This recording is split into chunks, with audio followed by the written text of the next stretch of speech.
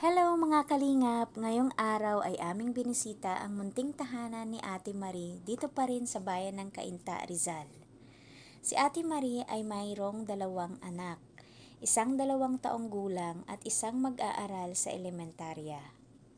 Isa sila sa mga apektado ng pagbaha dulot ng bagyong Karina noong nakaraang linggo. Ngayong araw nga ay atin siyang inabutan ng kaunting tulong gaya ng bigas, gatas, dilata at iba pa. Maraming salamat po sa Kalingap Kids. Sana po marami pa po kayo matulungan. Maraming salamat po. God bless. Atin rin binigyan ng kaunting school supplies ang kanyang anak na grade 1 pupil sa isang pampublikong paaralan dito sa Cainta. Thank you po, God bless.